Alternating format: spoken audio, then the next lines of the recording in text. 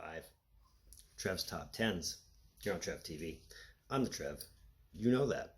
Tune in if you're watching. It's too sweet. Anyway, today's Top 10s actually comes inspired. And I'll explain. By the way, expect more like this as far as like favorite bands of mine is concerned.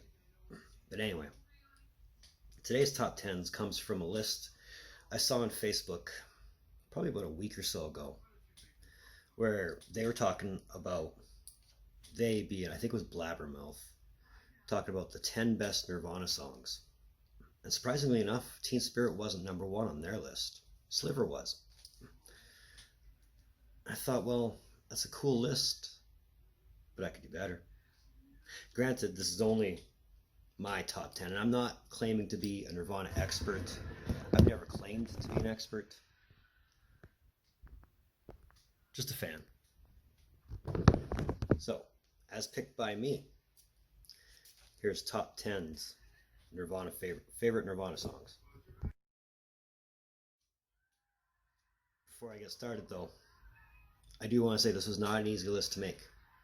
I'm still debating it as I'm filming it, but what comes out after this is my final top 10. It might not be yours. You can feel free to add your nickel into this. And spoiler alert, you won't find Teen Spirit on this list. So if that was your make or break, you know where the exit door is.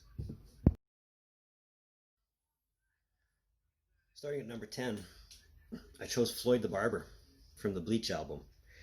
And it's not unjust. It's a nice, heavy song. It's got a nice melody, even a solo, if you want to call it that.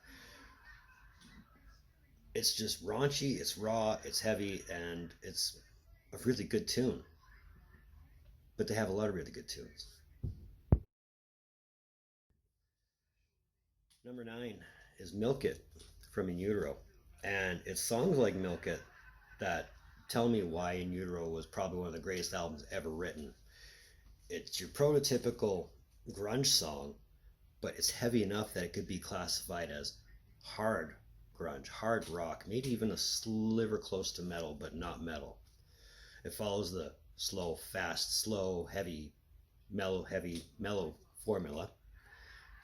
And just the melodics alone in it by itself, you know, the fact that it's layered, and guitar number 2 just kind of goes all over the place to begin with before it gets really into the crunch.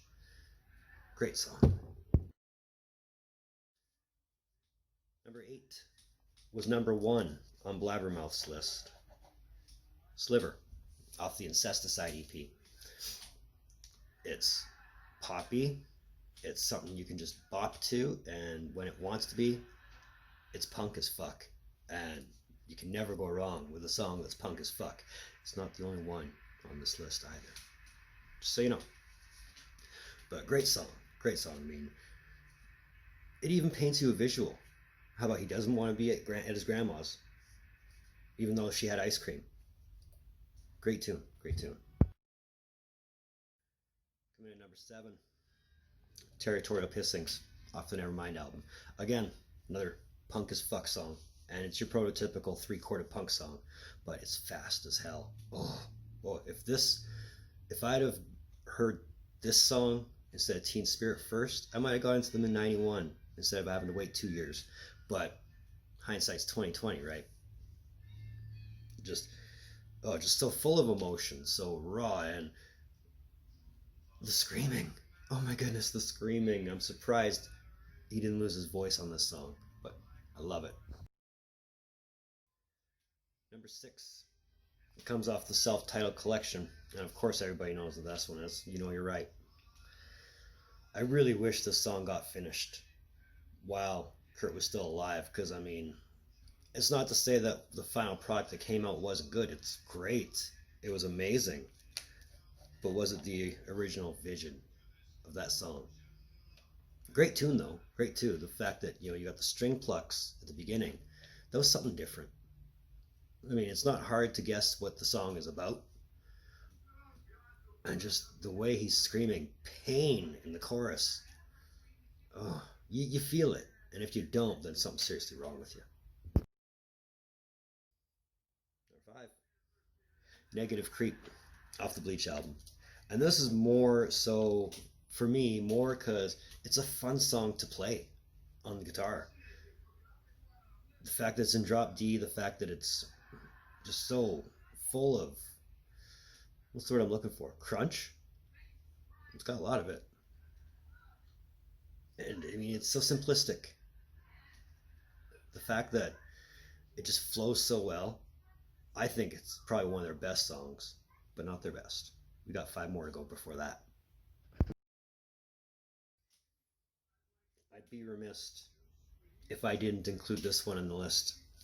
Lithium off the Nevermind album. And it's not so much because when I was gigging, that was the song I'd open up with. It's not so much because it was part of my wedding. It makes a guy think lyrically. It makes a guy think. The melody is so, again, simple. It's an easy song to play. It's a fun song to play. It's a good mood setter for me, anyway. But again, if this was the lead single instead of Teen Spirit, I probably would have got into them a lot sooner. But it is what it is, right? Either way, Lithium's an amazing song. Number 3, D7 off the Hormoning EP, which later came on the Nevermind re-release. I've never been a big fan of covers. This is one cover I can get behind. It's just so moody. Not a bad moody. But again, it follows the grunge formula. Slow, fast, soft, heavy. And the way Kurt's voice just blends in with the instruments. Again, it's just a song you feel. And for me, I felt it really, really well. And again, a great song, even though it's a cover, but well worth checking out if you haven't checked it out yet. Number 2. And if everybody knows me, they should know this one was coming. Tourette's off the Youre album. Sure, it's only 90 seconds, but again, it's punk as fuck. It's so maniacal. It's so fast paced. The tempo is just go, go, go, go, go. And distorted. Oh, the amount of distortion on that song. Fun fact, they had to record Dave's drums with 30 plus mics. So if it sounds heavy on the drums, that's why. But again, it's just so aggressive, so raw, and just his screaming. Oh, I don't know what it is about his screaming, but I just love the songs he screams in. But that's my number 2. Number 1. Now, as I said, Teen Spirit is not on this list, and it'll stay off this list. So if not Teen Spirit, it has to be Heart Shaped Box off in Youre.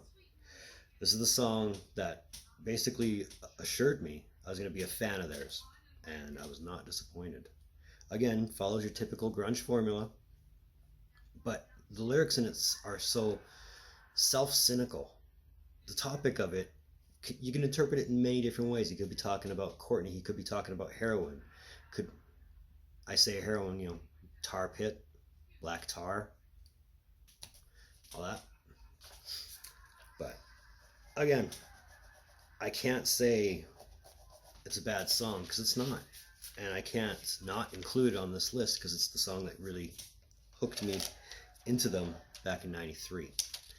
But again, it's an amazing song. It really is. And for anybody else to disagree with that, that's cool. But you'd be wrong. I'll tell you, you're wrong. So that was episode 5 of Trev's Top 10s here on Trev TV. I want to thank you for tuning in.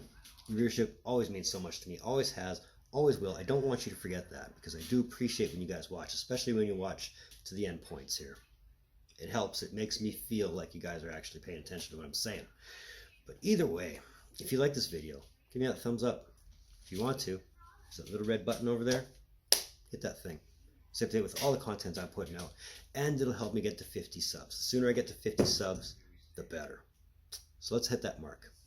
If you want to, you can find me on Facebook at Trev's TV. You can find me on Instagram at rockstartrev TV. Moving forward, as far as top 10s is concerned, I've got about 6 of them that I'm working on or are ready to go. So keep a lookout for those. And like I said at the beginning, expect more top 10s as far as like favorite songs from my favorite bands, because I got a few of them. Like this one, not an easy list to write, but we'll crush through it like we always do. But either way, in the meantime, and in between time, be looking for more videos from Trev. Later.